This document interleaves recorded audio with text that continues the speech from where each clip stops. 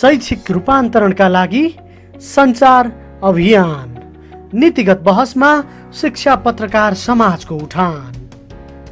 Says education television.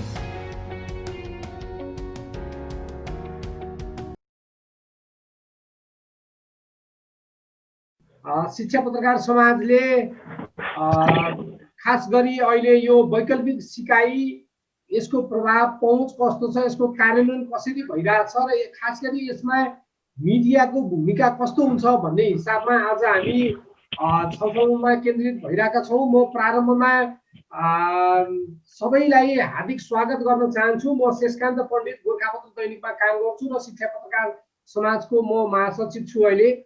म आजको यो कार्यक्रममा आफ्नो अमूल्य समय दिएर पाल्नुभएको हाम्रो आदरणीय शिक्षा विज्ञान तथा प्रविधि मन्त्री गिरिराजमणि पोखरेलज्यूलाई हार्दिक स्वागत गर्दछु। त्यसै गरी आज हामीसँग दुईजना मात्रै वक्ता हुनुहुन्छ मन्त्रीज्यू बाहेक। म नवल यादव सरलाई, आसमा नेपालका कार्यकारी निर्देशक नवल सरलाई पनि हार्दिक स्वागत गर्छु। नवल सर।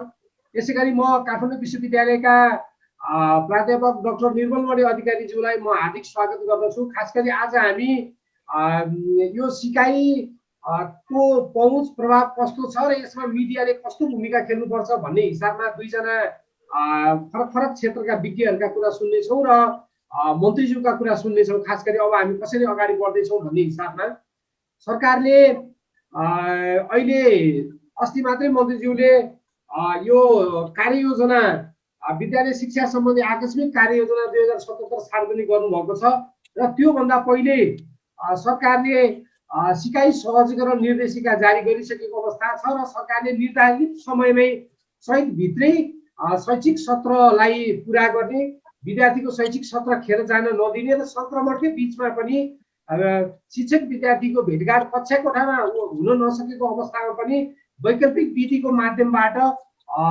एउटा विद्यार्थीको सिकाइ सुनिश्चितता गर्दै शैक्षिक सत्रलाई पनि सदुपयोग गर्ने जुन अभियान अगाडि बढाएको छ, त्यसैको सेरोफेरोमा हामी आजको कार्यक्रम केन्द्रित हुनेछौँ।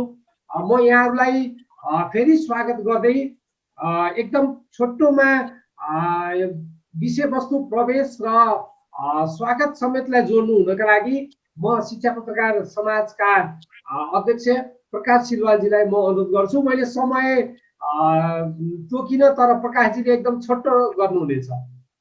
हस्, धन्यवाद महासचिवज्यू। यस शिक्षा पत्रकार समाजको आजको यो वैकल्पिक सिकाइ प्रणालीको कार्यान्वयन र सञ्चार माध्यमको भूमिका विषयक छलफल कार्यक्रममा प्रमुख अतिथि माननीय शिक्षा विज्ञान तथा प्रविधि मन्त्री गिरिराजमणि पोखरेलज्यू, हाम्रो निमन्त्रणालाई, हाम्रो आग्रहलाई स्वीकार गरेर वक्ताको रूपमा रहनुभएका प्राध्यापक डाक्टर निर्मल सर, आसमानका कार्यकारी निर्देशकज्यू र सबै सहभागी, विभिन्न शिक्षा क्षेत्रमा कार्यरत, विभिन्न सेक्टरलाई प्रतिनिधित्व गर्नुहुने र सञ्चारकर्मी साथीहरू, यहाँ युनेस्को नेपालका लागि युनेस्को नेपालका निमित्त नेपाल राष्ट्रिय आयोगका सहायक महासचिव डाक्टर बाबुराम अधिकारी सरलाई पनि मैले देखिरहेको छु। अरू त्यस्तै एन प्यासनका अध्यक्ष ऋतुराज सापकोटाज्यू, एसएमसी फेडरेसनका अध्यक्ष कृष्ण थापाज्यू, अरू धेरै शिक्षाकर्मी पत्रकार साथीहरू म देखिरहेको छु। केही साथीहरू जोड्ने क्रम जारी नै छ। श्यामल सर हुनुहुन्छ। संक्षेपमा यो शिक्षा पत्रकार समाजले अहिले यो नयाँ रूपान्तरित शिक्षा पत्रकार समाजको रूपमा अगाडि आएको छ। यहाँहरूलाई विदितै छ। हाम्रो नयाँ केन्द्रीय कार्य समिति पनि सार्वजनिक भइसकेको छ। हाम्रो सल्लाहकारहरू पनि सार्वजनिक भइसक्नु भएको छ र शिक्षा पत्रकारितामा लामो समय काम गरेका र नयाँ सहितको साथीहरूको यो टिमलाई सबै सरकारवालाहरूले जुन शुभकामना दिनुभएको छ, सहकार्यको जुन सन्देश दिनुभएको छ, यसप्रति म हार्दिक आभार व्यक्त गर्न चाहन्छु। र हामीले शिक्षा तथा सामाजिक विकासमा केन्द्रित रहँदै शिक्षा र बालबालिकाको मौलिक हक तथा गुणस्तरीय शिक्षा तथा जीवन पर्यन्त सिकाइको प्रवर्धन, प्राविधिक तथा व्यावसायिक शिक्षाको विकास, सार्वजनिक र निजी शिक्षा क्षेत्रमा सुशासन र प्रबलीकरण आदि विषयमा खोज अनुसन्धान, नीतिगत बहस पैरवी गर्ने उद्देश्य लक्ष्य लिएका छौँ। शिक्षा पत्रकारहरूको क्षमता वृद्धि पनि हाम्रो एउटा प्रमुख कार्यभार हुनेछ। त्यसै गरी शिक्षा पत्रकारितासँग सम्बन्धित खोज पत्रकारिता, अध्ययन अनुसन्धान, विभिन्न सञ्चार माध्यमसँग र वैकल्पिक मिडिया मार्फत, मूलधारको मिडिया र वैकल्पिक मिडिया मार्फत चाहिँ परिचालनको पनि हाम्रो कार्ययोजना रहेको छ। त्यसैगरी शिक्षामा भएका देश विदेशका असल अभ्यास र अनुभवहरूलाई आपसमा आदान प्रदान गर्ने पनि हाम्रो शैली हुनेछ। अब हामीले बाल विकासदेखि विश्वविद्यालय तहसम्म र प्राविधिक शिक्षादेखि शिक्षा र अरू विषयको क्रस कटिङको विषयसम्म हामीले चाहिँ कनेक्सनमा जानेछौँ। दिगो विकासको लक्ष्य नम्बर 4 हाम्रो वकालतको एउटा मुद्दा भइ नै रहेको छ। त्यसैगरी राष्ट्रिय शिक्षा नीति 2076 र यस सम्बन्धी जोडिएर आएका नीति योजनाहरू हाम्रा सन्दर्भ सामग्रीहरू हुन्। हामीले परम्परागत र पूर्वीय दर्शनको शिक्षा र ऐतिहासिकतालाई पनि आत्मसात गर्दै औपचारिक शिक्षाको प्रवर्धनमा पनि हामी जोडिनेछौँ। शिक्षामा विज्ञान र प्रविधि सूचना र सञ्चारको उपयोगमा हामी सचेत हुनेछौँ। त्यसैगरी यो मिडिया शिक्षा मिडिया सम्बन्धी स्रोत सामग्रीको प्रकाशन, क्षमता विकास, न्युज कन्टेन्ट एनालाइसिसहरू गर्ने र इनोभेटिभ के काम गर्न सकिन्छ भन्ने बारेमा चिन्तनशील रहने, राम्रो अभ्यासको प्रवर्धन गर्ने, विकृति विसङ्गतिलाई उजागर गर्ने, प्रहार गर्ने भन्ने नै हुन्छ। र शिक्षा पत्रकारितामा सम्भव भएसम्म चाहिँ एउटा वर्ष पुरस्कार, उत्कृष्ट समाचार लेख्ने शिक्षा पत्रकारलाई वर्ष पुरस्कार वा सम्मान गर्ने भन्ने बारेमा पनि हामी छलफलमा छौँ। त्यसको अक्षयको छडा गर्ने प्रक्रियामा छौँ। र अब यो शिक्षाको अहिलेको मौलिक हक यो आदि कुराहरू मैले अहिले राखिनँ, सबै हामी यसमा व्यस्त छौँ। अब अहिलेको यो वैकल्पिक सिकाइ जुन कोभिड-19 पछाडिको अवस्थामा हाम्रो सिङ्गो विश्व नै यसमा अभिशप्त छ। यसै प्रक्रियामा नेपालले जुन शैक्षिक सत्रलाई गुम्न नदिने गरी जुन निर्देशिकाहरू ल्याएको छ, कार्यविधिहरू ल्याएको छ, कार्ययोजनाहरू ल्याएको छ, त्यो स्थानीय तहले त्यसलाई कसरी बुझेको छ, केन्द्र र प्रदेश र स्थानीय तहबीच कस्तो समन्वय भएको छ, विद्यालयले के गरिरहेको छ भन्ने बारेमा निरन्तर बहसहरू भइरहेका छन्। हामीले निरन्तर प्रवाहहरू गरिरहेका छौँ। र अहिले जुन शिक्षा मन्त्रालयले हालै जारी गरेको आकस्मिक योजनामा पनि त्यहाँ सञ्चार माध्यम अथवा सञ्चारको उपयोगिताको लागि स्रोत साधनको थप विनियोजन गर्ने, रकमान्तर पनि गर्न सकिने यो मोबाइल क्लोज सर्किट युनिट भन्ने तयार गर्ने, त्यसै गरी डेडिकेटेड टेलिभिजनको कुराहरू छ। र हालसम्मको यो वैकल्पिक सिकाइमा भएको उपलब्धि अथवा यसको सकारात्मक नकारात्मक पक्षको समीक्षा व्यवस्थित रूपमा चाहिँ भइसकेको छैन। कति विद्यार्थीले एक्सेस पाइरहेछन्, कतिले चाहिँ गृह कार्य गरिरहेछन्, कति शिक्षकसँग सम्पर्क छन् भन्ने बारेमा एउटा स्पष्ट मापन चाहिँ सरकारबाटै हुनुपर्ने आवश्यकता देखिन्छ। जुन हाम्रो 5 क्याटेगोरीमा यो वैकल्पिक सिकाइको वर्गीकरण गरिएको छ, त्यो 5 क्याटेगोरी अनुसार नै त्यसको एउटा स्याम्पल स्टडी आयो भने राम्रो हुन्छ। जुन अहिले युनिसेफले केही समय अगाडि चाहिँ झन्डै 2/3 बालबालिका चाहिँ बाहिर छन् पहुँचबाट भन्ने आएको थियो। अहिलेसम्म त्यही नै हामीले चाहिँ साइटेसन गर्नु परिरहेको छ। वास्तवमा त्योभन्दा धेरै प्रगति भइसकेको देखिन्छ, किनभने यो अनिवार्य वैकल्पिक शिक्षा आइसके पछाडि यो पहुँचमा बाध्यात्मक विकास चाहिँ भएको छ। तर कति कठिनाइ छ भन्ने कुरो अर्को अध्ययनको विषय हो। त्यसकारणले यो अब यो मिडियाहरू मेन स्ट्रिम मिडियालाई पनि डेडिकेटेड शैक्षिक टेलिभिजन च्यानलका साथै मेन स्ट्रिम मिडियाहरूमा पनि जुन लोकप्रिय टक सोहरू हुन्छन्, लोकप्रिय कभरेजहरू भएका पेजहरू हुन्छन्, ती पेजहरूलाई पनि शिक्षा र पढाइ केन्द्रित कसरी गर्न सकिन्छ भन्ने बारेमा चाहिँ शिक्षा मन्त्रालय, सञ्चार मन्त्रालय, पत्रकारिताका संस्थाहरूले ध्यान दिनुपर्ने देखिन्छ। कुनै एउटा टक सोमा कुनै शिक्षक र विद्यार्थीसँग कक्षामा हुने क्रियाकलापकै विषयको हिसाबले अरू श्रोता अभिभावकलाई पनि रुचि हुने र विद्यार्थीलाई केन्द्रित हुने गरी पनि त्यो सामग्री दिन सकिन्छ। अरू डिजिटल सामग्रीहरू बनाउने क्रम भइरहेको छ, यो विश्वव्यापी नै चलिरहेको छ। डिजिटल सामग्री अझ व्यापकता बनाउनु पर्ने देखिन्छ भने यो मनोसामाजिक सचेतनाको लागि पनि मिडियाबाट भूमिका खेल्नुपर्ने देखिन्छ। त्यसै गरी यो शिक्षाका लागि सञ्चार रणनीति 2063 भन्ने शिक्षा मन्त्रालयमा छ, त्यसमा पनि धेरै कुराहरू छन्। त्यसलाई पनि एकताली अध्ययन गर्ने हो भने त्यसलाई रिभाइज गरेर मिडिया स्ट्राटेजी नै सञ्चार रणनीति नै त्यसलाई कार्यान्वयनमा जान सकिन्छ भन्ने चाहिँ हामीलाई लाग्छ। र शिक्षक र अभिभावकलाई प्रोत्साहन गर्नुपर्ने अहिलेको अवस्था छ। अभिभावकले गरेको योगदान, अभिभावकले दिएको शिक्षालाई पनि गणना गर्ने भनिसकिएपछि यी कुराहरूमा चाहिँ हामी जानुपर्ने आवश्यकता छ। यो शिक्षा मन्त्रालयले नै कोभिड-19 भन्दा अगाडि प्रकाशनमा ल्याएको sustainable development goal for education 2030 Nepal national फ्रेमवर्कमा पनि यी कुराहरू उल्लेख भएका छन्। जस्तो यसको चाहिँ प्रायोरिटिज एरियामा अब्जेक्टिभमा यो strengthening information communication and technologies ICT application scientific orientation innovation and knowledge creation to foster the development of knowledge based economy and strengthening the institutional capacity to enhance the delivery of education sector. यो कुराहरू चाहिँ अहिलेको COVID-19 मा पनि रेलेभेन्सी देखिन्छ। यो हाम्रो नीतिगत व्यवस्थामा कुनै कमी कमजोरी छैन। यसलाई कार्यान्वयनमा जाने र सबै तहका बीचमा समन्वय गर्ने कुराहरूमा समस्याहरू छन् र खास गरी आज मधेस तराई 2 नम्बर प्रदेशमा फिल्डमा काम गरिरहेको आसमान नेपालको नोबेल सर पनि हुनुहुन्छ। उहाँले पनि फिल्डको अनुभव राख्नुहुनेछ। निरमणि सरले पत्रकारिताको सिद्धान्त, अभ्यास र शिक्षा मिडिया कस्तो गरी जानुपर्छ भन्ने बारेमा राख्नुहुनेछ। उहाँहरूले छोटो छोटोमा राखिसके पछाडि अनि मन्त्रीज्यूले केही कुरा राख्नुहुन्छ अनि अन्तिममा केही जिज्ञासा भएमा मन्त्रीज्यूसँग हामी छलफलमा जानेछौँ। हस्, धन्यवाद। हस्, धन्यवाद प्रकाशजी।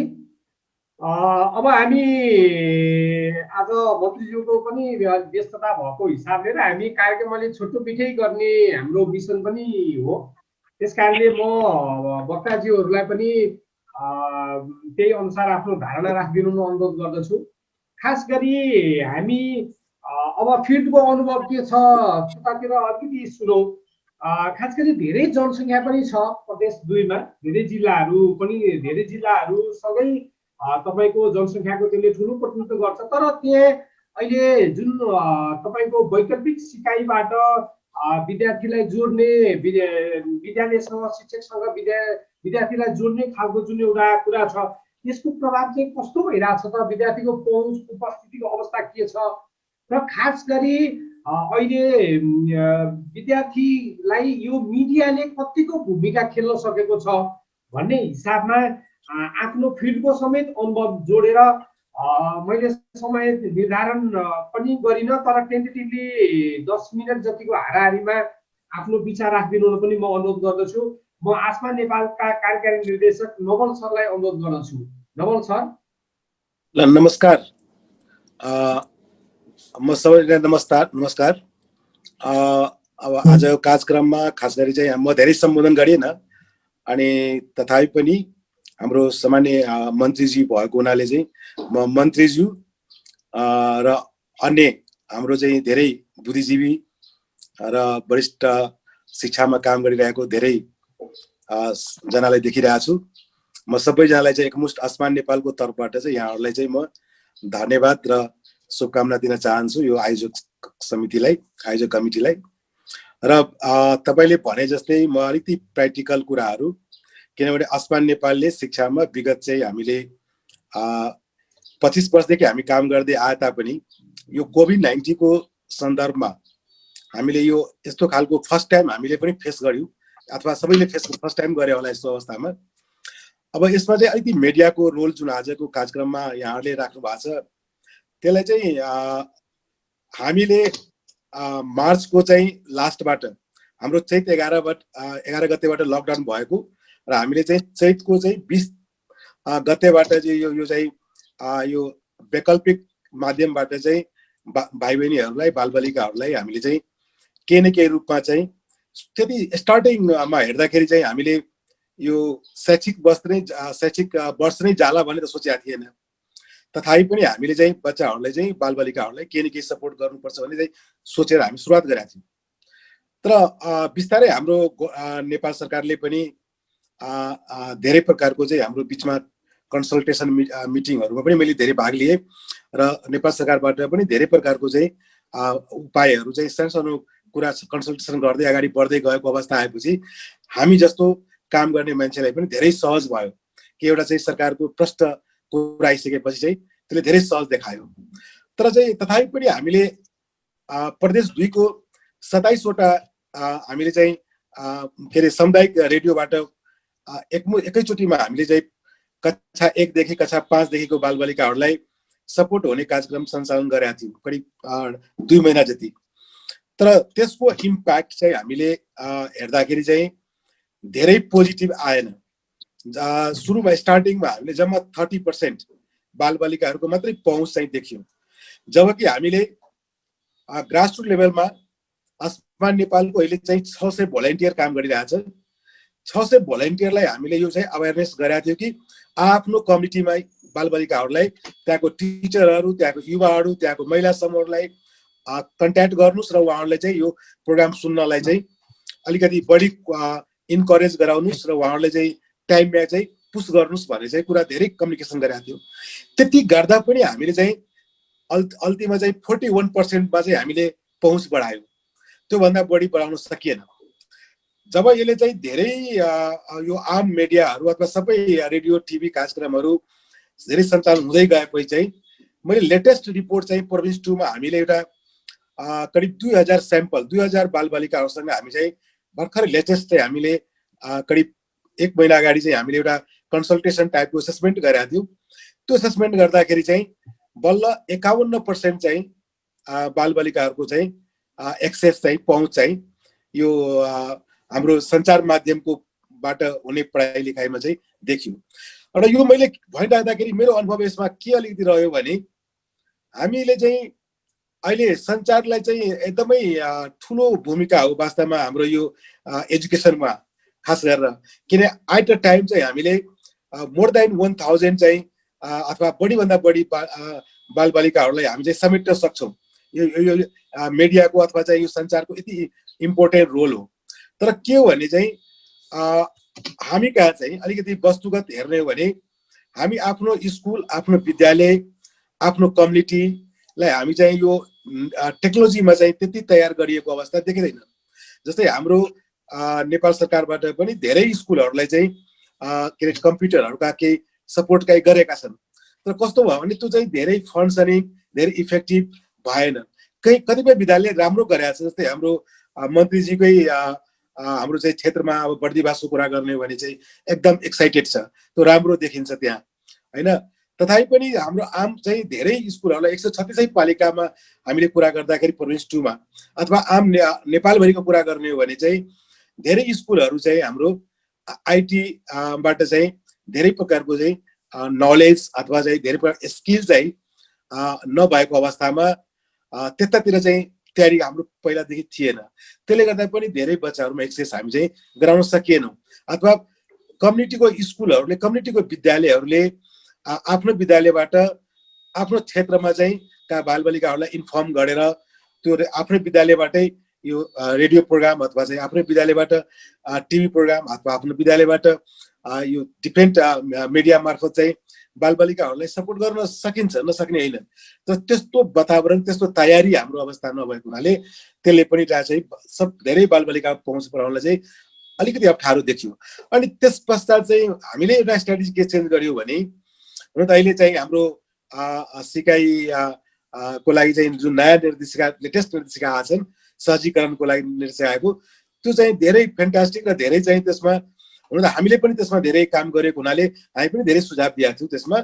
तर त्यसले अलिकति मोर सहज के बनायो भने अहिले हाम्रो कम्युनिटीका युवाहरू जुन चाहिँ लकडाउनले गर्दा धेरै युवाहरू गाउँमा फर्के, त्यो युवाहरू र त्यसलाई हामीले के भने बौद्धिक सपोर्ट बालबालिकाहरूलाई त्यो नाम दिएर बौद्धिक राहत, बौद्धिक सपोर्टको नामाकरणबाट हामीले चाहिँ युवाहरूलाई चाहिँ आफ्नो गाउँमा, आफ्नो नजिकमा भएका 5 जनादेखि 10 जना बाल युवाहरूलाई आफ्नै टोलमा, आफ्नै घरको छेउछाउमा सपोर्ट गर्न सकिन्छ नि भन्ने कुरा पनि हामीले गर्यौँ।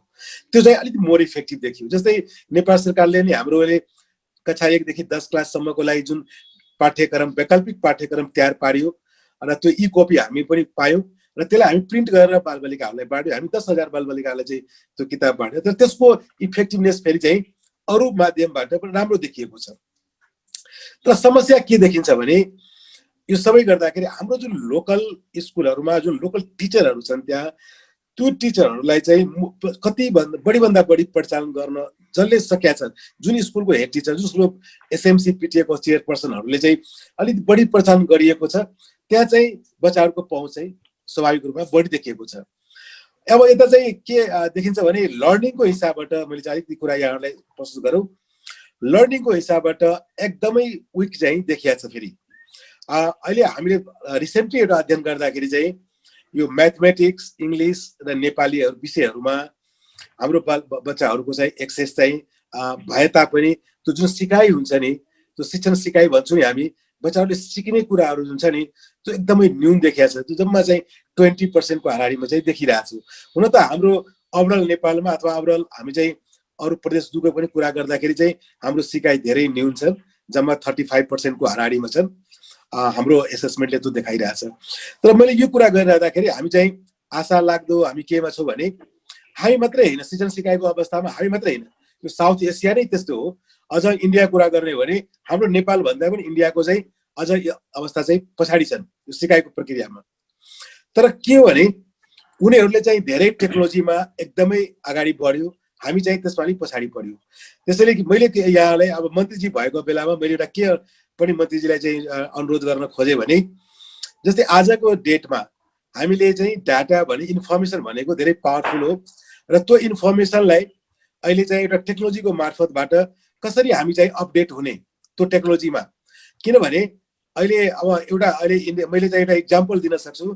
साउथ इन्डियामा आन्ध्र प्रदेशमा एउटा इक्जाम्पल के छ भने त्यहाँको मुख्यमन्त्री चिफ मिनिस्टरले डेली आफ्नो बालबालिकाहरू आफ्नो स्कुलमा कति छन् भने डेली अपडेट पाउँछ मन्त्रीज्यूले। तर हाम्रो यहाँ चाहिँ इमेज सिस्टम धेरै पुरानोदेखि चल्दै आएको फारम भर्ने र त्यो फारम भर्दा पनि त्यो रियल फारममा कति डाटा आउँछ कति आउँदैनन् अथवा कति बच्चा बाहिर छन् कति बच्चा स्कुलमा छन् त्यो आइरहेको छैनन्, पहिलेको अवस्था हो। त्यसलाई पनि हाम्रो एउटा अहिले न्यू टेक्नोलोजीकोबाट चाहिँ अहिले चाहिँ हामी अपडेट डेली अपडेट चाहिँ हुनुपर्ने हो। कति स्कुलमा हाम्रो टिचर चाहिँ आइरहेछन् कति टिचर छैनन्, त्यो डेली अपडेट पायो भने मन्त्रीज्यूले आफ्नो एउटा आइडिया आफ्नो विचारलाई चाहिँ डाइरेक्ट चाहिँ स्कुलसम्म पुर्याउन सक्ने अवस्था हुन सक्छ। यदि त्यो गर्न सकेन भने अहिले न्यू मोडर्न न्यू लमा चाहिँ अहिले अवस्थामा चाहिँ हाम्रो मन्त्रीज्यूहरूले अथवा हाम्रो चाहिँ पोलिसी मेकरहरूले पोलिसी बनाएर मात्रै चाहिँ फिल्डमा इम्प्लिमेन्टेसन नहुँदो रहेछ भन्ने कुरा चाहिँ प्रश्न देखिएको छ, एउटा पार्ट। दोस्रो पार्ट चाहिँ मैले के यहाँलाई अनुरोध गर्न खोजेँ भने सञ्चारको भूमिका भने बित्तिकै मेरो पर्सनल विचार हो यो। म अलिकति चाहिँ एज अ नेपाली भएको हिसाबले पनि सबैजना हामी तपाईँले के सोच्नुपर्ने हो भने मेरो अलिक तितो अनुभव के देख्छ भने हामी प्रत्येक निकायको प्रत्येक जस्तै सञ्चार भयो हाम्रो चाहिँ डिफ्रेन्ट जर्नलिस्टको कुरा गरौँ, प्रिन्ट मिडिया टिभी मिडिया अथवा अन्य मिडिया त्यस्तै अन्य हाम्रो इन्डस्ट्रीहरू छ नि अथवा हाम्रो अन्य पोलिटिकली अथवा अन्य एनजिओ कर्मी अन्य डिपार्टमेन्टहरूमा अलिकति हाम्रो चाहिँ नेपालमा के देखिन्छ भने इमान्दारितालाई चाहिँ अलिकति चाहिँ एज अ प्रमोटरको रूपमा चाहिँ हामीले बढी इमान्दारितामा चाहिँ अझ आफूलाई चाहिँ इम्प्रुभ गर्नुपर्ने कुरा चाहिँ मलाई म देखिरहेको छु। किनभने यो वैकल्पिक शिक्षाकै कुरा गरिरहँदाखेरि चाहिँ सञ्चार माध्यममा हामी चाहिँ कुरा गरिरहँदाखेरि त्यहाँ पनि के देखियो भने एक प्रकारको प्रोफेसनल अथवा फेसन टाइपको के हामीले जस्तै धेरै मिटिङहरू गोष्ठीहरू गर्छौँ तर त्यसलाई के हो भने त्यसको प्रभाव चाहिँ हाम्रो बालबालिका कहाँ पुग्छ कि पुग्दैन त्यसलाई मोनिटरिङ गर्ने त्यसलाई चाहिँ अलिकति बच्चामा एक्सेस गर्ने त्यो भयो कि भएन त्यो कुराहरूमा अलिकति हाम्रो कमी छन्। तर हामीले के भन्छौँ जस्ट एउटा न्युज एउटा मेसेज हामी दिन्छौँ, त्यो मेसेज दिएर हुँदैन। किनभने मिडियाहरूले चाहिँ तलसम्म हाम्रो चाहिँ जहाँको हाम्रो गोल भनेको बालबालिका हो, हाम्रो बालबालिकासम्म त्यो कुरा एक्सेस भयो कि भएन त्यो इन्स्योर गर्ने काम हामी गरिरहेको हुँदैनौँ। त्यो अर्थले मैले भनेको अलिकति इमान्दारिता त्यो कुरामा चाहिँ जानुपर्ने हुन्छ। हामी जस्तै आजै हामी कार्यक्रम गरिरहेको छौँ, यो कार्यक्रमहरू मात्रै गरेर पुग्दैनन्। हामीले यसबाट चाहिँ धेरै मान्छेहरूलाई इन्सपायर गर्न सक्छौँ, धेरै मान्छेहरूलाई चाहिँ हामी यसबाट चाहिँ हामी चाहिँ अलिकति अवेरनेस ल्याउन सक्छौँ। तर यसको इम्प्याक्ट यसको इफेक्टिभनेस चाहिँ कहाँ देखिन्छ भने कम्युनिटीमा। तर हाम्रो जस्तो देशमा हाम्रो जस्तो कम्युनिटीमा हाम्रो चाहिँ धेरै के अरे इन्फ्रास्ट्रक्चरहरू चाहिँ डेभलप नभएको अवस्थामा अब यसमा अलिकति हामीले मोडल हाम्रो कन्टेस्ट हाम्रो जियोग्राफिकल अनुसारको चाहिँ कस्तो कुराहरूमा चाहिँ हाम्रो एक्सेस छ। जस्तै मैले यहाँबाट पनि निवेदन गरेँ जस्तै धादिङमा हामी धादिङ पनि काम गरिरहेको छौँ करिब 10 वर्षदेखि। तर धादिङको अवस्था नितान्त फरक छ के प्रोभिन्स 2बाट कुरा अवस्थामा कम्पेरिजन गर्ने हो भने धादिङको अवस्था फरक छ। त्यहाँ अलिकति त्यहाँको मान्छेहरूको चाहिँ शिक्षाप्रति हेर्ने र त्यहाँको बालबालिकाहरूको चाहिँ अलिकति लर्निङ एचिभमेन्ट पनि अगाडि छन् प्रोभिन्स 2को तुलनामा र त्यहाँको बच्चाको एक्सेस पनि धेरै छन्। अब त्यसको कन्टेस्टलाई मैले के गरेँ प्रोभिन्स 2को कुरा गरेर मात्रै पुग्दैनन्, त्यहाँ चाहिँ फरक टाइपको सेटी जानुपर्ने हुन्छ। त्यसैले म अलिकति के हुन्छ भूमिका सञ्चारको भूमिका कुरा गरिरहँदाखेरि चाहिँ म सञ्चार माध्यमलाई पनि के भन्छु भने सञ्चारको माध्यमको धेरै इम्पोर्टेन्ट हो, धेरै रोल हो। तर सञ्चार माध्यमले पनि त्यो भूमिकाहरूलाई चाहिँ कसरी कम्युनिटीमा कसरी स्कुलहरूमा कसरी बालबालिकाहरूमा पुर्याउने त्यसमा चाहिँ ग्रासरुट लेभलदेखि लिएर टप लेभलसम्म चाहिँ कसरी लिङ्क गर्ने कुराहरूमा अलिकति हामीले विचार चाहिँ गर्नुपर्ने चाहिँ देखिन्छ। अन्यथा हामीले चाहिँ जस्तै रेडियो मार्फत अथवा हामी टिभी मार्फत हाम्रो चाहिँ कार्यक्रम चलिरहेको छ। तर टिभी मार्फत हाम्रो नेपाल टिभी +2बाट हाम्रो नेपाल सरकारकै करिकुलम चलाइरहेको छ। ओके हामी म कन्क्लुड गर्न खोजे हो। तर त्यो कार्यक्रमलाई के छ भने हाम्रो बच्चाहरूसँग एक्सेस भयो कि भएन अथवा एक्सेस गर्नको लागि चाहिँ अर्को हाम्रो सञ्चार माध्यमको त धेरै ग्रासरुटमा पनि छ नि, आफ्नो रिपोर्टरहरू छ नि, त्यो रिपोर्टहरू मार्फत पनि हामीले अलिकति अवेरनेस चाहिँ कम्युनिटीमा गराउन सक्यो भने हुन्छ। र म लास्टमा कन्क्लुड चाहिँ मेरो अनुभवले के भन्छ भने हाम्रो स्कुलमा सबभन्दा फ्रन्ट लाइनमा काम गर्ने हाम्रो स्कुल हो र स्कुलमा भएका हाम्रो चाहिँ टिचर र अब त्यहाँ टिचर भने सबै टिचरलाई गर्नु पर्यो, न कि मतलब हाम्रो आइटी टिचरलाई मात्रै होइन कि हाम्रो स्कुलको एसएमसी पिटिए अथवा हाम्रो स्कुलमा चाहिँ हेड टिचरहरूलाई चाहिँ अलिकति यो आइटीको अब धेरै स्कुलहरूले गरिरहेको पनि छन्, धेरै स्कुलहरूले ट्रेनिङ पनि लिइरहेछ कसरी हामीले यो अहिलेको बेलामा यो वैकल्पिक माध्यमबाट कसरी पढाउन सकिन्छ भन्ने कुरा ट्रेनिङ पनि लिए। तथापि पनि हामीले चाहिँ नेपाल सरकार अथवा प्रोभिन्सियल सरकार अथवा लोकल गभर्मेन्टले चाहिँ अथवा अहिलेको अवस्थामा अझ बढी लोकल गभर्मेन्टले चाहिँ यसलाई लिड गरेर जाने खालको वातावरण हाम्रो चाहिँ केन्द्रीय सरकारले अथवा सङ्घीय सरकारले बनाइदियो भने र अलिकति भिजनरी टाइपको, किन यो इमर्जेन्सी भनेको अहिले देखिया छ, भोलि अर्को इमर्जेन्सी पनि हुन सक्छन्। र इमर्जेन्सी मात्रै नभएर चाहिँ अबको दिनमा सञ्चारलाई शिक्षाको क्षेत्रमा चाहिँ बढीभन्दा बढी चाहिँ, किनभने बच्चाहरूले यो सञ्चारबाट नि यो सञ्चार मिडिया भनेको चाहिँ जस्ट पढाउने मात्रै होइन, इन्टरटेनमेन्ट पनि दिन्छ के। यो इन्टरटेनमेन्ट बच्चाहरूले आज भोलि दिनमा इन्टरटेन मार्फत पनि धेरै कुरा लर्निङ र यो सञ्चारबाट चाहिँ बच्चाहरूले छिटो लर्निङ गर्न खोज्छन्। यो किताब टेक्स्ट बुक भन्दा पनि अहिले सञ्चारबाट चाहिँ पढाउने माध्यमबाट बच्चाहरूको लर्निङ बच्चाहरू सिक्ने तरिका चाहिँ अलिक फास्ट छ, अलिक फरक छ, त्यो हामीले पाएको छु। त्यसैले म यहाँहरू के भन्छ सञ्चार माध्यम कर्मीलाई पनि के भन्छु भने अथवा हाम्रो नेपाल सरकारले पनि यो मिडियालाई अथवा यो सञ्चारलाई अथवा अहिलेको टेक्नोलोजीलाई यो अहिले शिक्षामा प्रमोट गर्नको लागि चाहिँ एकदमै राइट टाइम हो, राइट बेला हो। यसमा हामीले चाहिँ धेरै सोच्नुपर्ने जो देखिन्छ।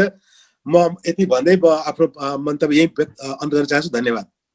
हस्, धन्यवाद नवल सर। खास गरी फिल्डको धेरै अनुभवहरू सुनाउनु भयो र विद्यार्थीको पहुँच कस्तो छ, विद्यालयमा शिक्षक परिचालन हुन सकेको अवस्थामा थोरै बढेको एक खालको अनुभव प्रदेश 2 को र मिडियाबाट बिस्तारै बालबालिकाहरूलाई व्यवस्थापन समिति विद्यालय शिक्षकले सबैले पहल गरेको अवस्थामा बालबालिकाको पहुँच थोरै बढाउन सकिन्छ भन्ने खालको कुरा फिल्डको अनुभव सहित आफ्नो विचारहरू राख्नुभयो। म नवल सरप्रति हार्दिक धन्यवाद ज्ञापन गर्न चाहन्छु।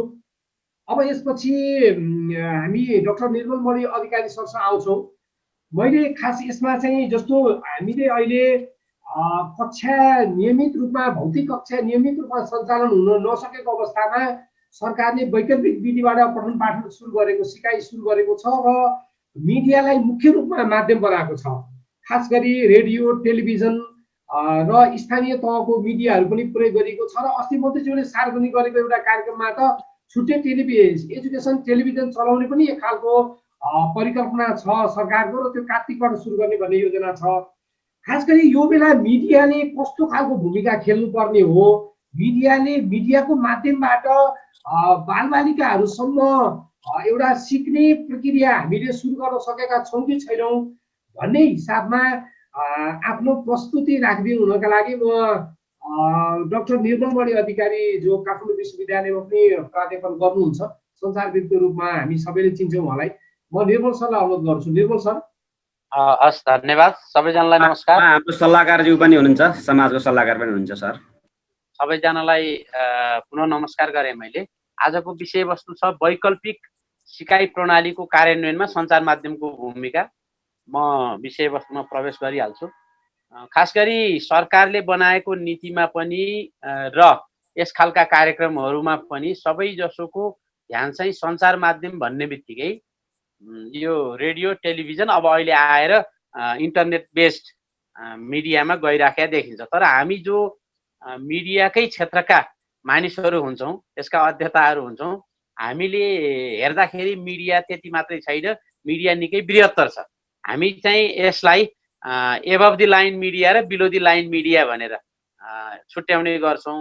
जुन रेडियो टेलिभिजन पत्र पत्रिका यिनीहरू छन्, यिनीहरू चाहिँ एबभ द लाइन अथवा एउटा इन्डस्ट्रियलाइज्ड संस्थागत स्वरूपमा चल्ने मिडियाहरू हुन् भने अर्को मिडिया भनेको जस्तो हामीले हेरौँ न, त्रिपुरेश्वरमा देखिने ठुलो जुन डिस्प्ले बोर्ड छ त्यो पनि मिडिया हो। त्यहाँ काठमाडौँ मलको अगाडि भएको त्योभन्दा अलि सानो जुन डिस्प्ले बोर्ड छ त्यो पनि मिडिया हो।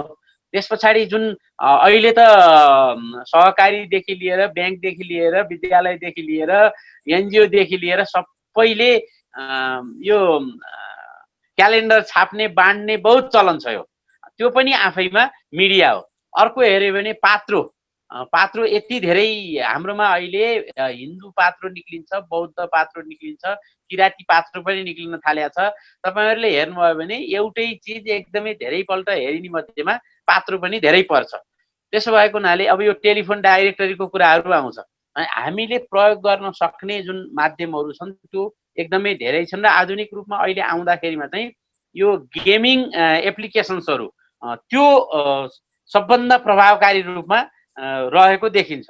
अब हुन चाहिँ यो कस्तो चिज हो भने मिडियालाई कसरी प्रयोग गर्ने भन्ने कुरा संसारमा सबै खालको अनुभव छ। दोस्रो विश्वयुद्ध पछाडिको जापानलाई हेर्नुभयो भने उनीहरूले सबभन्दा धेरै प्रयोग गरेको रेडियो। त्यो बेलामा टिभी भर्खर आउँदै थियो, तर पहुँचको हिसाबले सबभन्दा सजिलो भएको हुनाले रेडियोलाई प्रयोग गरे। रेडियो सँगसँगै त्यो लिसनर्स क्लब भने जस्तो श्रोता क्लबहरूकै ढाँचामा त्यो विद्यार्थीहरूलाई अथवा त्यहाँ त प्रौढहरूलाई पनि गरिएको थियो, बालबालिकालाई मात्रै नभएर। त्यसले खास गरी यो कग्निटिभ डाइमेन्सन भन्छ, ज्ञानात्मक क्षेत्रमा चाहिँ नि निकै ठुलो योगदान दिएको देखियो भने त्यही रेडियोलाई फेरि रुवान्डामा प्रयोग गर्दाखेरि एकअर्कामा चाहिँ जातीय घृणा बढाएर त्यहाँको दङ्गा फैलाउनमा अथवा जेनोसाइडै भनौँ न, नरसंहार हुनमा एकदमै प्रमुख कारणहरू मध्येको 2-3टा कारण मध्येको एउटा कारण चाहिँ त्यहाँको रेडियो थियो। अब अहिले नेपालमा पनि रेडियो त बहुत विस्तार भएको छ, रेडियो सबभन्दा ठाउँ ठाउँमा गएको छ, तर यो रेडियो मार्फतबाट के गइरहेको छ, मानिसले के पाइरहेका छन् भन्ने कुराको त्यसलाई कसले हेर्ने हो, कसरी हेर्ने हो, यो त सेल्फ रेगुलेसन आत्मनियमनको कुरा बढी जरुरी छ, त्यो पाटो छ भने अर्को सबैले अहिले जोड दिएको भनेको यो इन्टरनेटको कुरा छ। इन्टरनेटको कुरा गर्दाखेरि पछिल्लो चरणमा नेपालमा असाध्यै तीव्र गतिमा यसको विस्तार भइरहेको छ। मैले हेरेँ पछिल्लो डाटाले के भन्यो भने नेपालको 95% जनसङ्ख्यासम्म इन्टरनेटको कभरेज छ। कभरेज भनेको अर्थ उनीहरू सबैको पहुँच छ भने होइन, यदि उनीहरूले लिन चाहेमा अथवा पैसाको कारणले गर्दाखेरि किन्न सक्ने भए भने यो संरचनागत हिसाबले चाहिँ 95% मान्छेहरू बस्ने ठाउँसम्म इन्टरनेट सुविधा पुगेको छ भनेर भनिएको छ। तर त्यो चाहिँ नि हाई स्पिड कनेक्टिभिटी भएको होइन। हाम्रा इन्टरनेटको प्रयोगहरूमध्ये अधिकांश भनेको मोबाइल फोनबाट उनीहरूले एक्सेस गरेको हुन्छ। सुरुमा एकचोटि त्यो फेसबुक खोल्नलाई प्रयोग गरे पछाडि जिन्दगीमा अर्कोचोटि रिलगिन समेत नगर्ने, केही भयो भने फेरि बरु अर्को फेसबुक अकाउन्ट खोल्ने, तर पुरानो पासवर्ड समेत याद नभएको यस्तो जनशक्तिदेखि लिएर पछिल्लो चरणमा यहाँहरूले अस्ति भर्खर केही दिन अगाडिको सुन्नुभयो होला, नेपालमा अहिले जुन इन्टरनेट प्रयोग भइरहेको छ त्यसको ट्राफिक मध्ये 80% ट्राफिक चाहिँ टिकटकमा गइरहेको छ र बाँकी रहेको त्यस पछाडि युट्युब अहिले छ, अनि फेसबुक हुँदै अब यो गेमिङमा त्यस पछाडि छ। खास गरी ठ्याक्कै शिक्षाको लागि कति छ भन्नेमा यो छुट्टै अनुसन्धान भएको छैन, तर त्यसले एकदमै कम छ भन्ने देखाउँछ।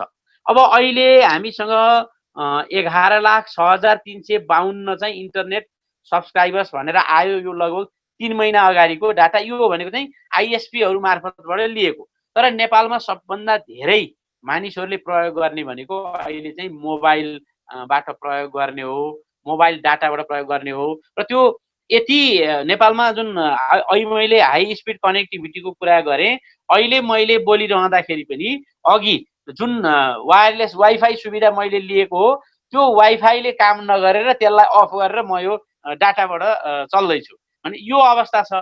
अब नीतिगत हिसाबले कमजोरी अथवा नीति नभएको होइन नेपालमा। सरसरी हेर्दाखेरिमा नेपालमा आइसिटी पोलिसी भनेर छ, नेसनल ब्रोडब्यान्ड पोलिसी भनेर छ, ई गभर्नेन्स मास्टर प्लान पनि नेपालमा छ, वायरलेस ब्रोडब्यान्ड मास्टर प्लान भन्ने फेरि छुट्टै छ, डिजिटल नेपाल फ्रेमवर्क भन्ने छुट्टै छ। त्यति मात्रै नभएर यो सानो ठाउँलाई हो नेपाल वायरलेस नेटवर्किङ प्रोजेक्ट भनेर 7वटा गाउँ एकदमै दूरदराजको यसले सकिसकेको छ। 21वटामा लाने यसको लक्ष्य रहेछ। अब यति छिटो बढिरहेको छ। 10 वर्ष पहिले नेपालमा 9% चान्चुन मान्छेसम्म इन्टरनेटको पहुँच थियो। आज चाहिँ 70% सम्म छ भनेर भन्ने गरिएको छ, जो कि 2-3 वर्ष अगाडि मात्रै 63% थियो भनिएको थियो भने यो चाहिँ यो कोभिड-19 यो पेन्डेमिक भन्दा अगाडिको डाटा हो। अब अहिले हेर्दा यो 70%बाट माथि पनि गयो होला। अब म गएँ कन्टेन्ट साइडमा, त्यो सामग्री दिँदाखेरि जस्तो हाम्रो पनि अनुभव छ। हामी जस्तो काठमाडौँ विश्वविद्यालयमा हामी त लगभग 1 हप्ता जति चैतको पहिलो जुन लकडाउन हुने बित्तिकै 1 हप्ता जस्तो मात्रै अलमल भयो। त्यस पछाडि हामीले कक्षाहरू पनि सुचारू गरिहाल्यौँ, हामीले सेमेस्टरको परीक्षा पनि लिइसक्यौँ, नयाँ सेमेस्टर पनि सुरु गरिसक्यौँ। यो रह्यो भने मलाई अहिले याद आयो केही समय अगाडि हामी 7वटा विश्वविद्यालयका मानिसहरू बसेर गरेको कार्यक्रममा धेरै विश्वविद्यालयका पुरै अलमलमा हुनुहुन्थ्यो र नेपालमा फेरि यो डाटा भन्ने कुरो बडो खतरनाक छ। तपाईँलाई जे चाहियो, यदि डोनरले नकारात्मक कुरा देखाउने खालको प्रतिवेदन खोजेको छ भने त्यही अनुसार डाटा बनाइदिने, अनि सरकारले फेरि प्रगति भएको छ भनेर देखाउनको लागि डाटा चाहियो भने त्यो अनुसार देखाइदिने। यो रिसर्च इथिक्समा बहुत समस्या छ, त्यो अर्को पाटो छ। त्यसले गर्दा यो आयो। अनि केही जस्तो अहिले मलाई याद आयो, म 1 वर्ष अगाडि स्याङ्जा जाँदाखेरिमा त्यहाँ एउटा मिर्मीमा एउटा स्कुल छ। त्यो स्कुलमा आफ्नै उनीहरूसँग स्टुडियो छ, विद्यार्थीहरू त्यही अनुसारबाट सबै संसाधनहरूबाट भएका, र एउटा विद्यार्थीले पनि टेलिभिजन अथवा रेडियो स्टेसनमा बसेर गर्ने लगभग मध्यम स्तरको प्रोफेसनल जनशक्तिले गर्न सक्ने बराबरको 7, 8, 9 कक्षाको विद्यार्थीहरूले गरेको त्यस्तो हामीले त्यहाँ देखेका थियौँ भने कैयौँ ठाउँमा त विश्वविद्यालय त तयारी थिएनन् भने अब विद्यालयहरू तयारी कति रहे भन्नेमा यो आफैमा प्रश्न छ। अब मैले यसको समाधानको कुरो भन्न खोजेको चाहिँ के हो भने पछिल्लो चरणमा संसारभरि नै यो इन्टरेक्टिभ एप्लिकेसन्सहरू बढी प्रभावकारी हुँदा रहेछन् भन्ने देखियो। अघि 2 नम्बर प्रदेशको अनुभव उहाँले सुनाउनु भयो। रेडियोको प्रभावकारिता भनेको यो कग्निटिभ डाइमेन्सन अथवा जानकारी दिने कुरामा, त्यो कुरामा चाहिँ असाध्यै प्रभावकारी हो भन्ने देखिन्छ। टेलिभिजनको हिसाबले हेर्दाखेरि अलिकति त्यसले भिजुअल मार्फतबाट दिने हुनाले रेडियोको भन्दा केही बढी हुन्छ। त्यति टाढा गइएन भने इन्डियामा पनि ज्ञान दर्शन भनेर उनीहरूले दूरदर्शन अन्तर्गत डेडिकेटेड च्यानलहरू मार्फतबाट गरेको देखिएको छ। तर सबैको एउटा कन्सिस्टेन्ट फाइन्डिङ के छ भने चाहे जापानको कुरा गर्नुहोस्, अमेरिकाको कुरा गर्नुहोस्, लिएर इन्डिया, चाइना, नेपालसम्मको चाहिँ हेऱ्यो भने जो स्किल ओरिएन्टेड छ त्यो सिप दिनुपर्ने कोर्सहरू चाहिँ यसले गर्न सक्दो रहेनछ। सिपका लागि प्रत्यक्ष शिक्षामा नगइकन सुखै छैन। तपाईँले जति वैकल्पिक सिकाइ जे भने पनि सिपमूलक प्रयोगात्मक जुन कोर्सहरू हुन् तिनीहरूको लागि त्यो प्रशिक्षक र त्यो प्रशिक्षार्थी जो हो उनीहरू सँगै रहेर काम गर्ने परिस्थिति हुन जरुरी हुन्छ भने यो कग्निटिभमा पनि यो ज्ञानात्मकवाला अथवा जानकारीमूलकमा पनि फलोअप मेकानिजम यो अनुगमन चाहिँ चाहिने रहेछ। जस्तो महिनाको एकचोटि त्यो रेडियोबाट सुनेको कुराहरूलाई लिएर बस्ने हो कि शिक्षक र विद्यार्थीहरू के गर्ने हो कि यो देखिन्छ। अब हाम्रोमा अघि पनि कुरा आयो, सुन्दाखेरि बडो लाग्छ, विदेशबाट पनि फर्किरहेका छन्, पढेको जनशक्ति गाउँ गाउँ गएको हुनाले त्यसलाई प्रयोग गर्न सकिन्छ कि भन्ने एउटा पाटो छ। तर सँगसँगै व्यावहारिक यथार्थ हामीले के बुझ्नु पर्यो भने टिचर लाइसेन्सको लागि गरेको परीक्षामा 95% फेल भए भन्ने त अस्ति भर्खरको समाचार हो। एसएलसी +2 पास गरेका मान्छेहरूले ढङ्गले नाम लेख्न सकेनन् भन्ने त हामीले सुनिरहेकै कुरा हो। त्यसो भएको हुनाले हाम्रो शिक्षा मन्त्रीजी पनि अहिले भइरहेको बेलामा मैले बताएको कुरो चाहिँ के हो भने यसलाई कसरी समाधान गर्ने हो, शैक्षिक सत्र कसरी चाहिँ खेर जान नदिने हो भन्ने पाटो हो। यो तपाईँको तत्कालको समस्याको समाधानको कुरो हो। तर सारमा भन्दाखेरिमा यो शिक्षाको गुणवत्ता चाहिँ एकदमै घटेको छ। टेक्नोलोजी चलाउन जान्ने बढेको छ, त्यो हामीले विद्यालयबाट गरेर होइन, आफै मान्छेले सिकेको। नेपाल त यस्तो देश हो, अन्यत्र के भयो भने मान्छेले पहिला किताब पढ्न सिक्यो, पत्र पत्रिका पढ्यो, फिल्म हेऱ्यो, रेडियो भयो, त्यस पछाडि यो रेडियो टेलिभिजन बल्ल इन्टरनेटमा गएको थियो भने हामीसँग यस्तो पुस्ता छ। अब अन्तिममा चाहिँ नि हामीले हेऱ्यौँ भने के देखिन्छ भने एकैचोटि उसले पत्रिका पनि किताब पनि पढेको थिएन, एकैचोटि ऊ इन्टरनेट पुस्तामा आइपुग्यो। त्यसो भएको हुनाले जुन मिडिया साक्षरताको एउटा क्रमिक विकास हो त्यो विकास बारेमा जानकार नभएको पनि अवस्था छ। त्यसो भएको हुनाले शिक्षा मन्त्रालयले अहिलेलाई भनेको तत्कालको उपाय भनेको यो हाई स्पिड कनेक्टिभिटी कसरी बढाउने हो र हटस्पटहरू बनाएर हुन्छ कि, अर्को भनेको चाहिँ अब विद्यार्थीलाई तपाईँ त्यो परिवारलाई नसक्नेलाई विपन्नहरूलाई चाहिँ फ्रीमा दिनु पर्यो, सक्नेहरूलाई चाहिँ किस्ताबन्दीमा तिर्ने गरी उनीहरूलाई यो फोनदेखि लिएर ल्यापटपदेखि लिएर यी कुराहरू चाहिँ अब सरकारले, स्थानीय सरकारले, प्रदेश सरकारले, यो सङ्घीय सरकारले गर्ने हो कि यसमा जानु पर्यो। अर्को आइएसपीहरूलाई अलिकति समाउनु पर्छ। आइएसपीहरूको जुन गुणवत्ता छैन र एकतिर देखाए पनि हामीसँग छ नि त यो एकदम ग्रामीण दूरसञ्चार विकास परियोजना भन्ने पनि छ। यसले कसरी काम गरिरहेको छ र त्यसमा केही फन्डहरू जम्मा भएको छ, त्यो फन्डको प्रयोग कसरी भएको छ भन्नेमा सञ्चार मन्त्रालयसँग पनि समन्वय गरेर अब मैले चाहिँ यो इन्ट्रा गभर्मेन्टल कोल्याबोरेसनको पाटो अलिकति कमजोर देखिरहेको छु। अर्को पाटो भनेको अब म अन्तिममा आएँ, यहाँले गर्न सक्ने भनेको जस्तो हामी अस्ति 7वटा युनिभर्सिटीको जुन कुरा गरेँ मैले, केही युनिभर्सिटी असाध्यै अगाडि, केही युनिभर्सिटीलाई अत्तोपत्तो नभएको जुन देखियो भनेपछि जानेको र नजानेको बिचमा कसैसँग चाहिँ इन्फ्रास्ट्रक्चर धेरै छ, कसैसँग जनशक्ति छ, यसलाई चाहिँ आपसी कोल्याबोरेसन गराउन युजिसी मार्फतबाट धेरै गाह्रो हुँदैन यो। अर्को भनेको विद्यालयहरूको अस्ति आएको थियो निजी र सरकारी विद्यालयहरूको, तर त्यो अर्कै तरिकाले आयो। अब चाहिँ यो टेक्नोलोजी सेयरिङ र अर्को ह्युमन रिसोर्स सेयरिङमा जाने, तर त्यो गर्दाखेरिमा गर नगरे डन्डा चलाउँछु भन्यो भने हुँदैन। अब सँगसँगै त्यसमा सरकारले के दिन्छ त्यो गरे बापत, किन संसारभरि नै प्रसिद्ध छ क्यारोट एन्ड स्टिक एप्रोच भन्छ, दिनुपर्ने कुरा पनि दिनु पर्यो। र अर्को अब अन्तिम कुरा मैले भनेको यो प्रयोग गर्दाखेरिमा रेडियो र टेलिभिजनमा जुन केही कार्यक्रमहरू आएको मैले सुने अथवा हेरेँ, त्यो भनेको उहाँहरूले के मात्रै गर्नुभयो भने कक्षा कोठामा खरर पढ्नुहुन्थ्यो, अहिले रेडियो टेलिभिजनमा पढेको देखियो धेरै जसोले। कोहीले बहुत राम्रो प्रयास गर्नुभएको छ युट्युब मार्फतबाट पनि छुट्टै रूपमा। अब मैले देखेको चाहिँ यो युट्युब र टिकटकको प्रयोगमा हामी असाध्यै जाउँ। टिकटक भनेको अहिले मनोरञ्जनको लागि मात्रै छ, तर मान्छेले कुन साधन प्रयोग गरेको छ, कुन सञ्चार माध्यम प्रयोग गरेको छ भन्ने थाहा पाएर त्यता जाने हो कि न कि हामीले चाहिँ त्यो युजरलाई यो टेलिभिजनमा मात्रै हामीले दिइरहेका छौँ, यो हेर जसरी पनि हेर्नुपर्छ भन्ने विधिले कम काम गर्छ, त्यो पनि दिउँ। अब यो कन्भर्जेन्स मोडल भन्छ, यो मेरो साँच्चैको अन्तिम कुरा हो। कन्भर्जेन्स मोडलमा चाहिँ के हुन्छ भने सबै उपलब्ध माध्यमहरूलाई प्रयोग गरिन्छ र एकले अर्कालाई चाहिँ कम्प्लिमेन्ट गर्ने हो। त्यस भएको हुनाले अब हामीले बृहत्तर योजना बनाऊँ। यदि सरकारले चाहेमा हामी सघाउन तयार छौँ। यो त मिडियामै हाम्रो विज्ञता हो। नेपाल बाहेक कैयौँ देशले हाम्रा विज्ञता लिइरहेका छन्, हामी नेपालमै बस्दाखेरिमा पनि संसारका कैयौँ देशले हामीबाट विज्ञता लिइरहेका छन्, तर नेपालको यो ठ्याक्कै सरकारी क्षेत्रले भन्यो भने चाहिँ हाम्रो विज्ञता त लिइरहेको त मैले देखेको छैन। भनेपछि अब त्यो तपाईँहरू गर्नुहोस् कसरी कन्भर्जेन्स मोडलबाट गर्दा टिकटकदेखि लिएर त्यो झुन्ड्याइएको क्यालेन्डरदेखि लिएर टेलिभिजनसम्म, युट्युबसम्म कसरी, फेसबुकसम्म कसरी इन्टिग्रेटेड तरिकाले कन्भर्जेन्सको तरिकाले यो वैकल्पिक सिकाइको लागि प्रयोग गर्न सकिन्छ भन्नेमा एउटा रणनीति मात्रै होइन कि व्यावहारिक कार्यनीति नै बनाएर दिनको लागि हामी पनि इच्छुक छौँ। यो बाटोमा सरकार अगाडि बढ्यो भने सरकारको एउटा प्रशंसनीय काम होला। हस्, धन्यवाद, नमस्कार। हस्, धन्यवाद निर्मल सर, आफ्नो एकदम अनुभवहरू पनि सुनाउनु भयो र खास गरी एउटा वे आउट पनि हुनसक्छ कि भन्ने हिसाबले हामीले एउटा परम्परागत मिडियादेखि अहिलेको आम सञ्चार माध्यमसम्मको दृष्टिकोणहरू र मिडियाले कक्षा कोठामा कति धेरै पहुँच पार्न सकेको छ, प्रभाव बढाउन सकेको छ भन्ने विषयमा आफ्नो कुरा राख्नुभयो। म हार्दिक धन्यवाद ज्ञापन गर्न चाहन्छु यहाँको विचार र समयका लागि। खास गरी हामीले दुईजना फरक फरक क्षेत्रका अनुभवहरू सुन्यौँ।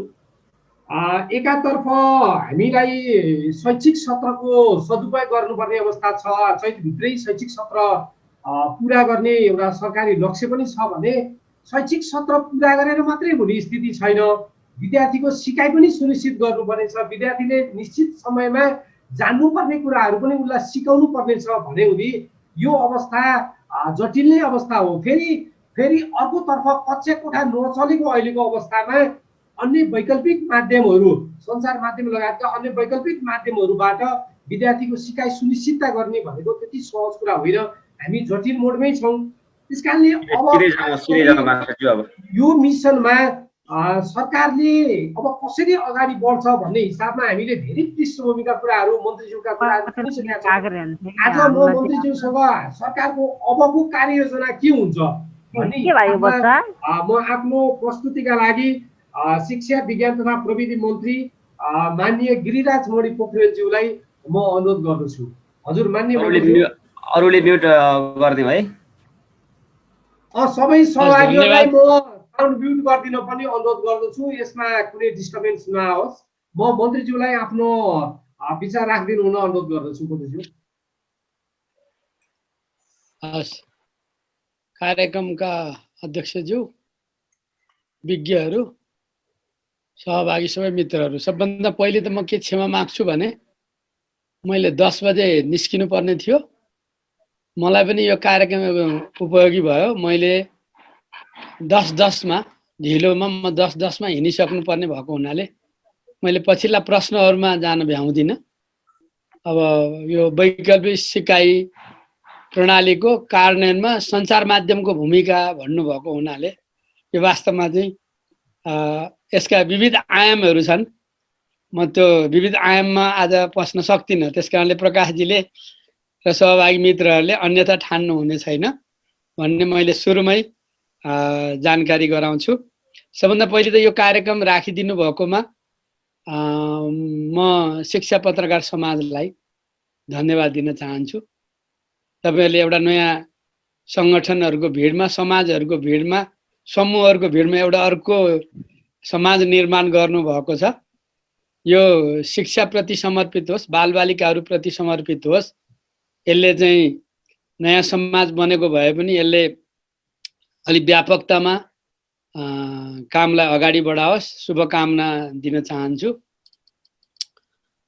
अब दुईटा आयाममा यहाँ विषयहरू उठे। एउटा चाहिँ हाम्रो गुणवत्तासँग सम्बन्धित भएर विषय उठेको छ।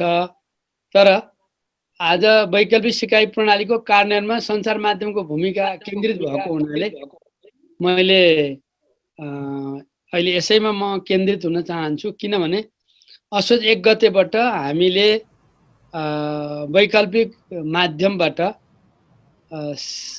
न्यूनतम सिकाइको सुनिश्चित गर्नलाई हामीले नयाँ आकस्मिक विद्यालय शिक्षाको लागि कार्ययोजना ल्यायौँ र यो कार्ययोजना तपाईहरुको बीचमा आइसकेको छ।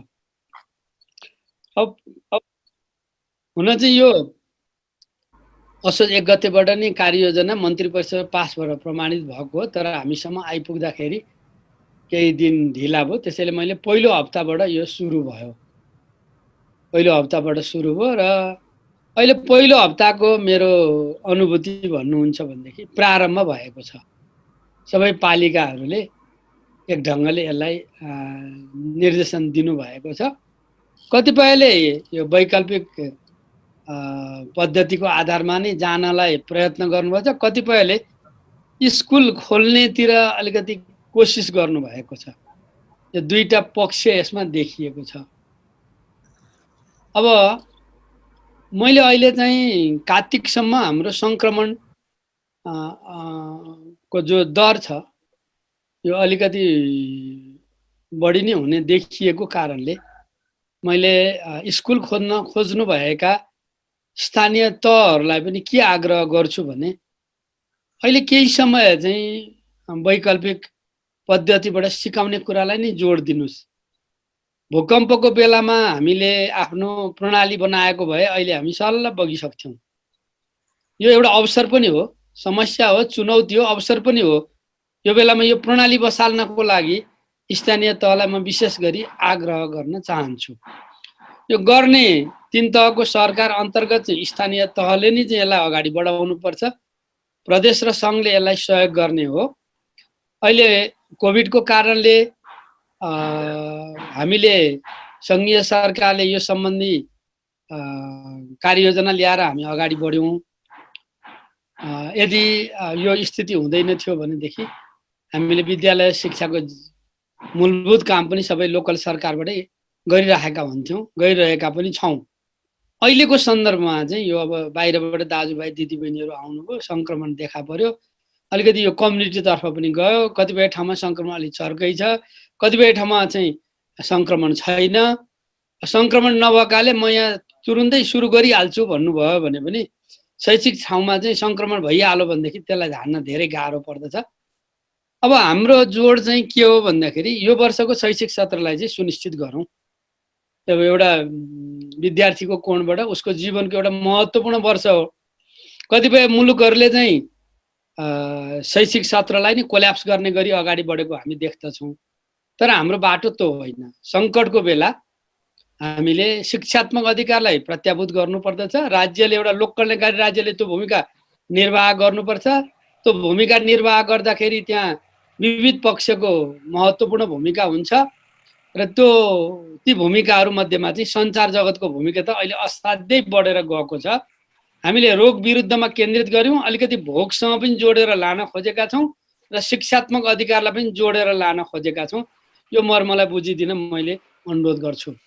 अब यो वैकल्पिक सिकाइ प्रणालीको कार्यान्वयनमा अलिकति थोरै चर्चा गर्दा हामीले वास्तवमा चाहिँ चैत्रमा बन्दाबन्दी भइसकेपछि एउटा चाहिँ विज्ञहरूको एउटा टोली बनायौँ र विज्ञले दिएको रिपोर्टको आधारमा जेठ 18मा हामीले एउटा निर्देशिका बनायौँ र असार 1 देखि लागू गर्यौँ। सम्माननीय प्रधानमन्त्रीले सम्बोधन गर्नुभएको यहाँहरू सबैलाई जानकारी छ। त्यसपछि हामीले 45 दिनको त्यो कार्ययोजना ल्याएका थियौँ। लोकल सरकारसँग, शिक्षामा सरोकार राख्नेहरूसँग अन्तर्क्रिया गऱ्यौँ। सामाजिक विकास मन्त्रीहरूसँगको राय सल्लाह लियौँ। मैले त कतिपय मुख्यमन्त्रीजीहरूसँग छलफलहरू गरेँ। अब त्यो बेला हाम्रो अहिले ऐच्छिक खालको थियो र मूल्याङ्कनसँग हामीले जोडिसकेका थिएनौँ। शैक्षिक क्षतिलाई हामीले रोक्नको लागि त्यो ल्याएका थियौँ। 40-50% त्यो लागू भएको देखियो, तर त्यो पूर्ण सबै ठाउँमा थिएन। स्कुल खुल्छ अनि गर्छौँ भनेर यसमा सूक्ष्म व्यवस्थापनमा पनि चाहिँ धेरैले चाहिँ हात हाल्न चाहनु भएको थिएन। हामी आफैले विभिन्न छलफलहरू गरिसकेपछि मन्त्री परिषदले नै अब चाहिँ हामीले शैक्षिक सत्रलाई सुनिश्चित गर्न वैकल्पिक पद्धतिबाटै जानुपर्छ पछिल्लो सङ्क्रमणलाई हेरेर भन्ने भइसकेपछि यो असोज 1 देखि यो निर्देशिका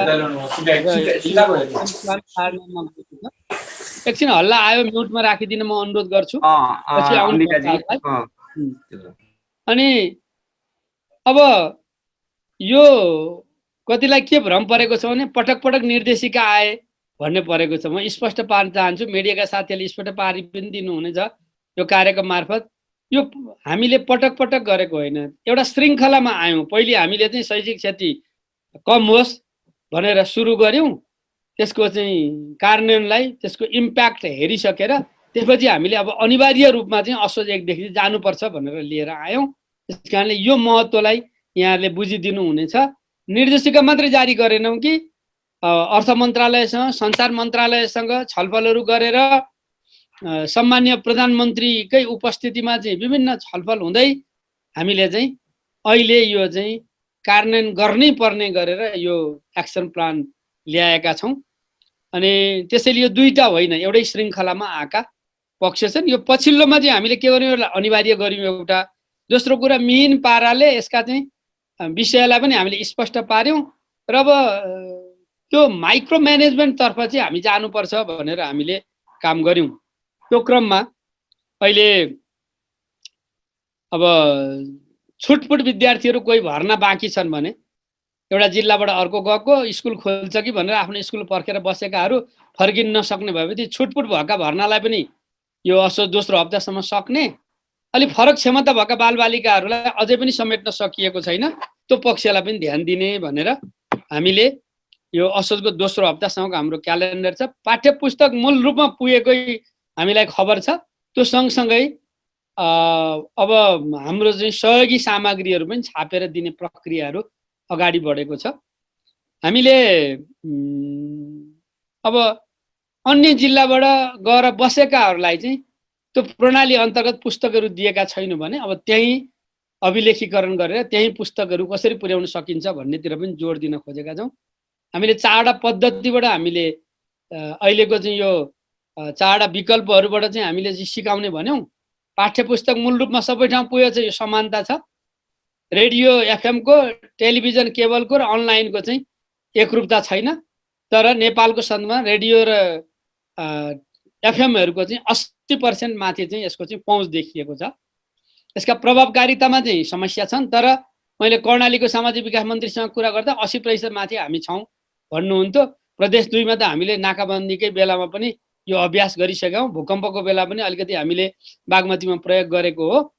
अनि अब 3वटा पद्धतिहरूबाट चाहिँ टिभी, एफएम, त्यस्तै किसिमले चाहिँ अनलाइनबाट यी पाठ्य सामग्रीहरू चाहिँ यसलाई चाहिँ प्रसारण गर्ने भनेर हामीले जोड दिएका छौँ। र यो पाठ्य सामग्रीलाई हामीले यो बिचमा समायोजन गरेको यहाँहरूलाई जानकारी नै छ। विज्ञहरूले बनाउनु भएको छ र विज्ञले बनाइदिएकोलाई स्कुलको प्रधान अध्यापक, विषयगत शिक्षक र पालिकाले टुङ्ग्याएको विज्ञले त्यसलाई सृजनात्मक लागू गर्ने सन्दर्भमा चाहिँ हेरिदिनुहुन्छ। 4वटा कविता पढाएर हामीले मेसेज दिन्थ्यौँ भने 2टा कविताबाट 4वटाको मेसेज दिने गरेर जानुपर्छ। न्यूनतम सिकाइ चाहिँ यसले सुनिश्चित गर्नुपर्छ भन्ने कुरा नि यसमा हामीले चाहिँ जोड दिएका छौँ। तपाईँहरूलाई थाहा छ, सुरुमै हामीले संसदमै हुँदै पनि मैले जवाफ दिएको थिएँ कि हामीले घरलाई शिक्षालय बनाउने हो यसको मूल पक्ष। हामीले चाहिँ टेलिभिजन र रेडियो शिक्षालयहरूलाई चाहिँ हामीले अहिले चाहिँ तिनीहरूको घरलाई शिक्षालयसँग जोड्ने गरेर लैजान खोजेका छौँ। वास्तवमा शिक्षक नगइकन यो सफल हुँदैन।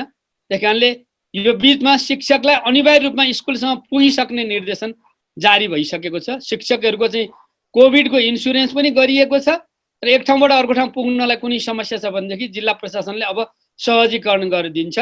त्यो चाहिँ निर्णय भएर आइसकेको स्थिति छ।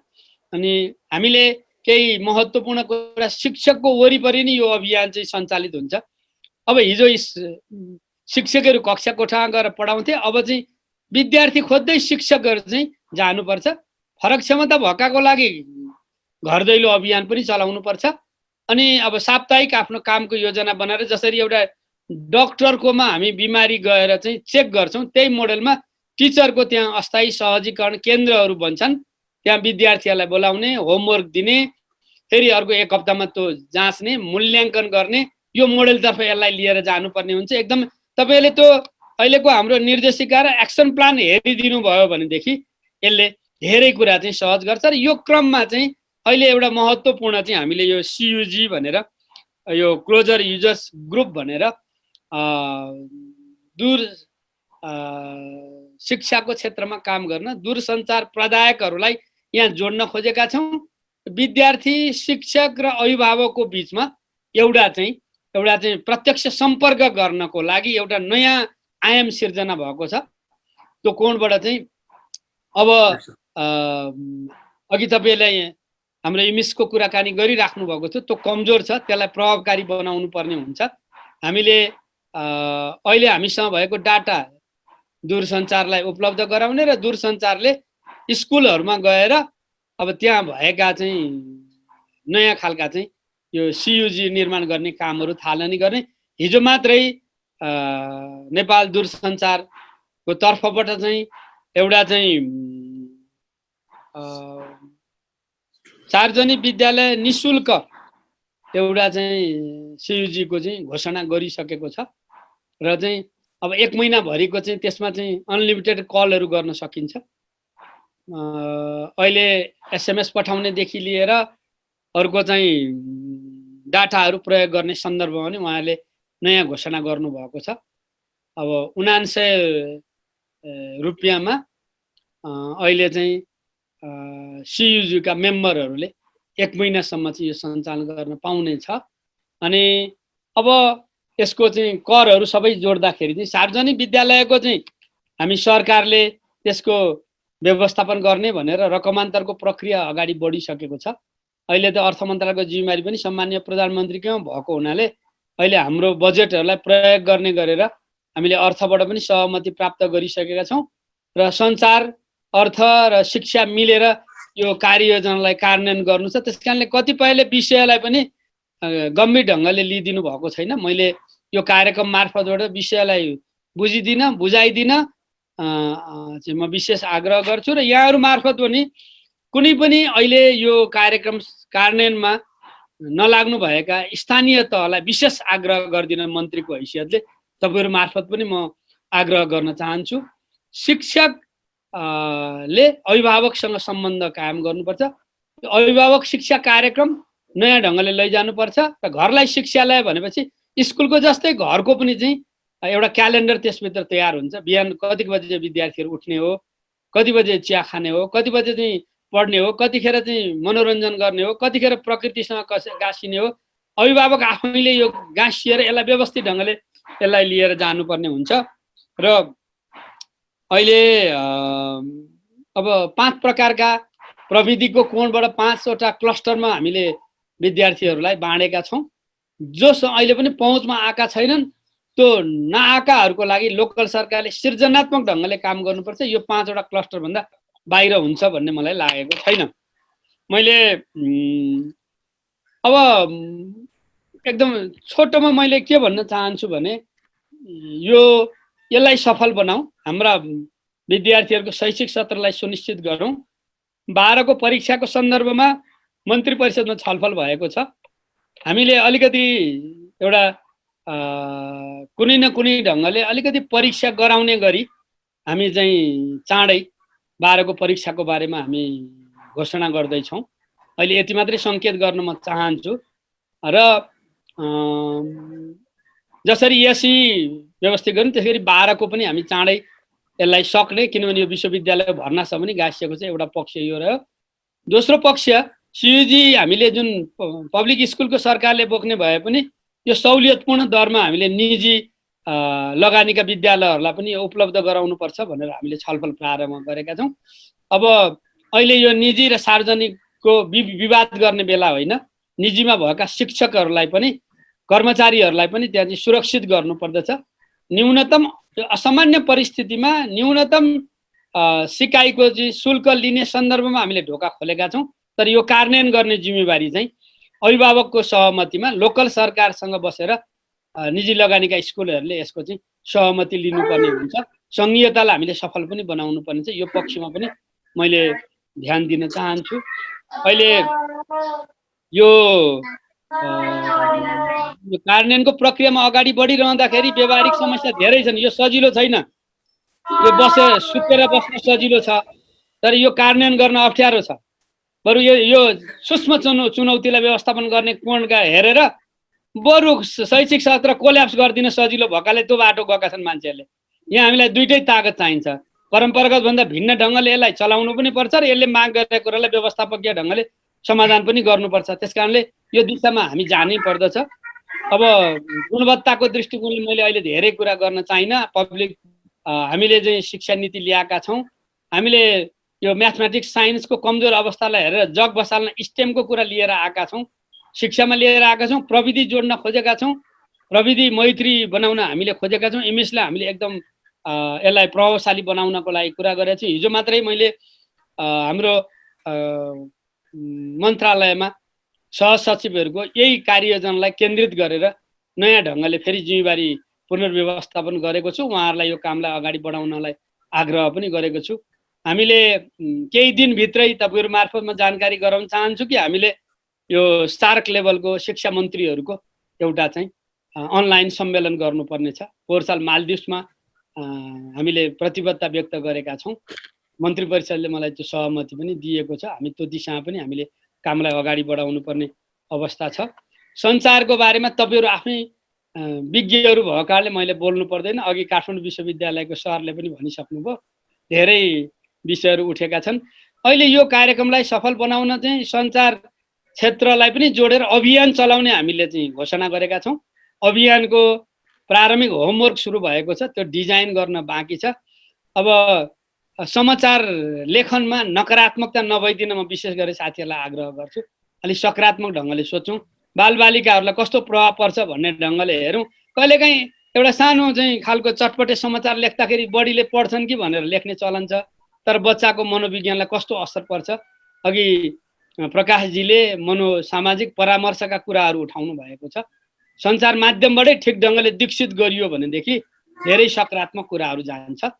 सम्माननीय प्रधानमन्त्रीले यो विभिन्न क्षेत्रकालाई बोलाएर अहिले मनोसामाजिक परामर्शको क्षेत्रमा निर्देशनै जारी गरिसक्नु भएको छ। शिक्षकले सञ्चार क्षेत्रले भूमिका खेलिदियो भने यो प्रभावकारी हुनसक्छ। मलाई साँच्चै ढिला भयो। मैले भनेको समयभन्दा पनि 4 मिनट ढिलो भएको कारणले प्रकाशजी आजलाई यति कुरा भनेर म बिदा मागेँ।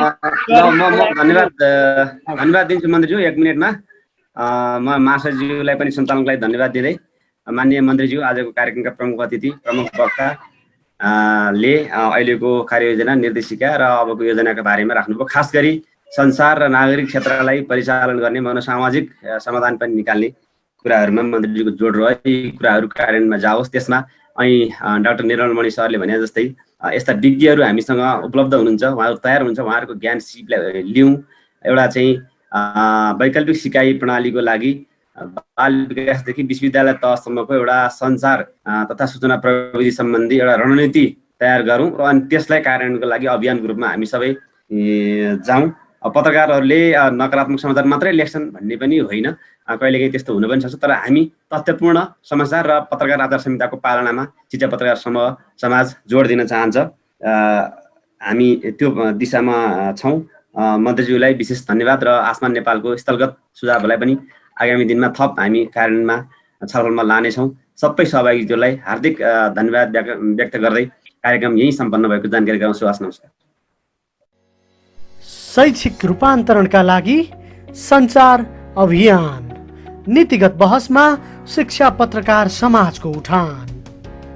Says education television.